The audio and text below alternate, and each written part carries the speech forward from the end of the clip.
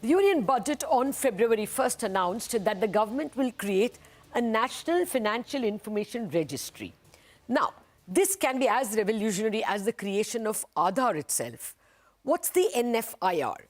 Think of the NFIR as a 10x version of, say, a CIBIL.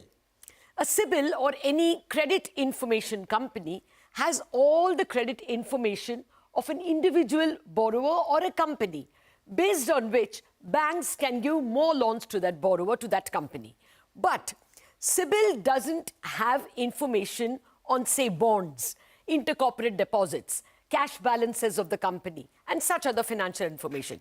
So the Reserve Bank in 2018 had mooted the idea of a public credit registry, which will be a state-owned entity with all the credit information of a borrower, not just loans. So these would include loans, repayment history, bonds, market borrowings, that is, ECBs, bank balances, etc. This registry is still in the draft stage despite some rounds of committees. Now, meanwhile, the government has proposed this NFIR, National Financial Information Registry, which can contain both credit and non-credit information. See, it's financial registry. That is all financial information of any company or borrower. So RBI, banks and NBFCs and insurance companies can give data on credit, on loans. The MCA can give credit on corporate balance sheets, that kind of data. The SEBI can provide promoter and shareholding data.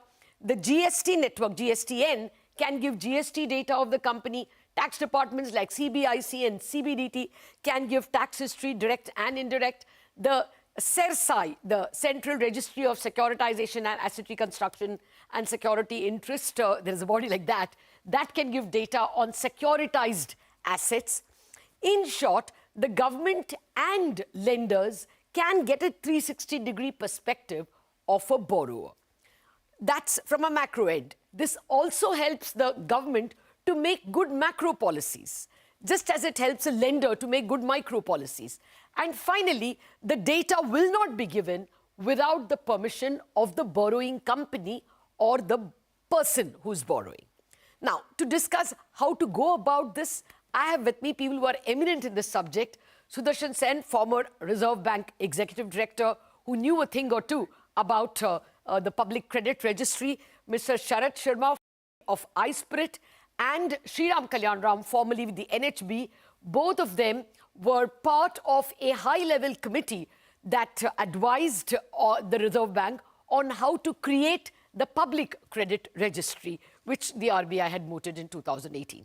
Okay, gentlemen, thank you very much for joining me today. Mr. Sen, if I may start with you, the first question is, where does the government start?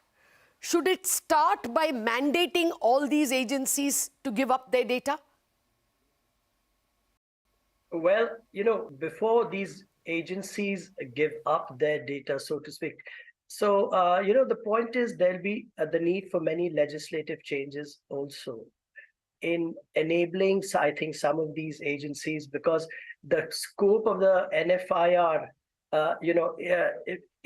mind you, it is the National Financial Information Registry, whereas earlier we were talking about a public credit registry. So clearly the ambit of information, the scope of information goes beyond just credit, but other kinds of financial information. So I think a lot of legislative changes will be needed to enable different, regulatory data sets and various other data sets already in existence to mesh with the proposed database of the National Financial Information Registry. Okay. But Mr. Sen, do you think it would have been a better idea to go with the Public Credit Registry first and then expand it to National Financial Registry? Should we still pursue the old Reserve Bank idea? See, first of all, I think, even the original recommendation, my colleagues on the panel will, comment on this further. They did envisage going beyond just credit information. there to enrich the data to really enable a 360-degree view, quote unquote, of the borrower. It was envisaged that a lot of ancillary data, not necessarily pure credit data, will also be obtained. And this is going to be a mega project. It'll have to be done in stages. This is not something that we can just, do it in one stroke. Okay. This needs a phased implementation. It could take a fairly long period to do it, and it has to be, steady, sure and steady. Okay. All right. Let me pursue the same line of thought, though. Mr. Kalyanaraman, do you think it should be first lodged in the Reserve Bank, only simply because it will be more doable, and then take it over to the government, when tax and other things will come in? Absolutely. Thank you, Lada. In fact, the earlier committee's recommendation was clearly that. Because while we just said credit bureau is in the private hands, there will be a lot of resistance if there is a private. So in spite of all the data protection and data privacy policies, it gives everybody tremendous confidence if it is in the hands of a regulator, and a regulator like RBI. So what we sort of envisaged at that point in time is RBI will take the lead and control on it. And wherever it is needed, you could get technology help from the private parties where it is needed. That is the whole thing. Okay, got it. Mr. Sharad Sharma, this, while it looks like a legal challenge, I will come to the legal challenges in a minute. It looks like a technologically daunting challenge, because everybody will have data in their own form to make all the data talk one language. Do you think that it's going to be that simple? So let's go back to the principles. First principle: simple systems are elegant systems that follow basic principles. So why do we need this? Because there is information asymmetry. If you have a borrower, providing some information to the lender, they may not provide everything that they should be providing.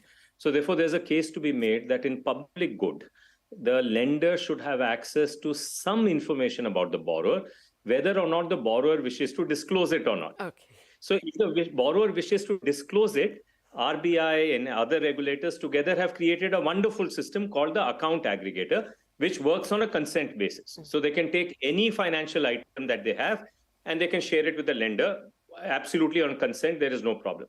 So first of all, this has to be therefore focused on information that is not available perhaps on consent because it's adversarial information.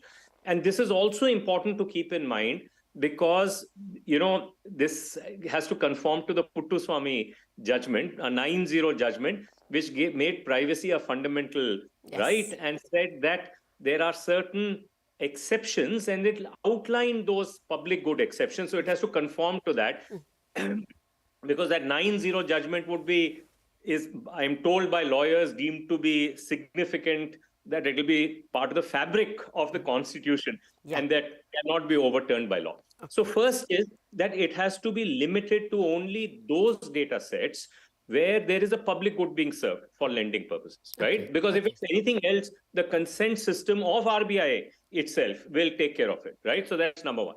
Number two is that we need information for monitoring purposes. RBI has created a wonderful system, and Mr. Sen can talk more about it, called CRILIC. And the idea was that it will get CRILIC kind system will also get folded into this. And there is a case to be made that for public good purposes, better monitoring is possible. Now, the account aggregator allows for this because at the time of applying for a loan, you give an irrevocable consent for monitoring. And so therefore, if the consent is not being given, you don't give a loan, right? Or if the person is saying, I'm going to give you a revocable consent, you say your risk is higher, I'll give you a loan only at a higher interest rate. There again, for monitoring, we have to figure out what would meet the criteria of a public good, right? The last thing, which is not mentioned here and which is perhaps the most important, as we go to cash flow lending, we need to be able to report new loans or new credit instruments in a matter of seconds. Because if I'm a small MSME and I'm financing my cash flow and I've applied to many lenders today at 4 p.m. and by 4:30, one of them may have given me a loan. Yeah. And by the time the other lender wakes up at 5:30 or 6, it should be there in the credit registry to say that a loan has already been taken, right? So that double financing does not happen. Yeah. So real-time reporting is very important. So these are the basic needs that have to be met and the constraints that we have to meet them in. And I think we need a system like this, but it has to be a supplemental system to the account aggregator system rather than any kind of a replacement and so on and so forth. I have more to say on this, but I'll come back. Yeah, because I will want to ask what will be the relation between the two. You know, there's already a CIBIL and other, credit information companies. There is already account aggregator. So how will the regulatory architecture, who reports to whom, which are the new pieces to be added, how will they talk to one another will be a question. But I think I jumped the gun. I should have asked you all first, why do we need it at all? Dr. Sen, would you want to explain? Like Mr. Sharma said, a CRILIC is already available, a database of large loans above 5 crore. So effective monitoring database is available for the Reserve Bank. Why the need for this one? No, see, there are two databases now, which we keep talking about. One is the supervisory database, which is CRILC, which is for loans above the 5 crore threshold. Now, that has been designed with certain specific supervisory objectives in mind. It gives us a bird's eye view of, say, a systemically important borrowers borrowing from the regulated entities, right?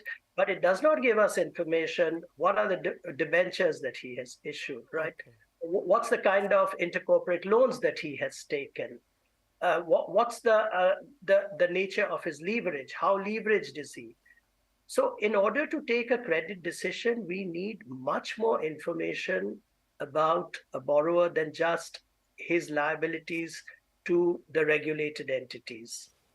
Similarly, for the credit bureaus, again, the credit bureaus deal only with the existing liabilities to the reporting entities and the repayment history thereof, and therefore give us only a very limited picture into the borrower. Yeah. So for these reasons, the PCR, or now as we say, the NFIR, is an absolute must to give us all the additional data. Even today, when a banker is trying to make a loan and he looks at, say, whatever credit information he gets from CIBIL, for example, or any other credit bureau, he needs to make so many other queries on different databases independently. Yes. Now, the PCR, this registry is going to evade that. It's all going to be in one place. Fair point. Now that you say, it occurs to me, we don't even know what are the legal suits against that company. We have information utilities which have that. We have information utilities like the CRESI, which tells you exactly what all securitized assets that person has.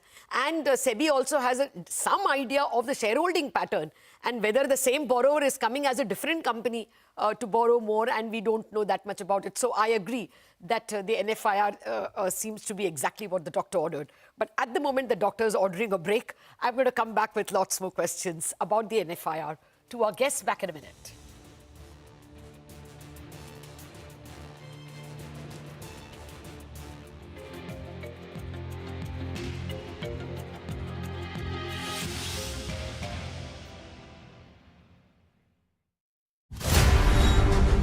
It's time.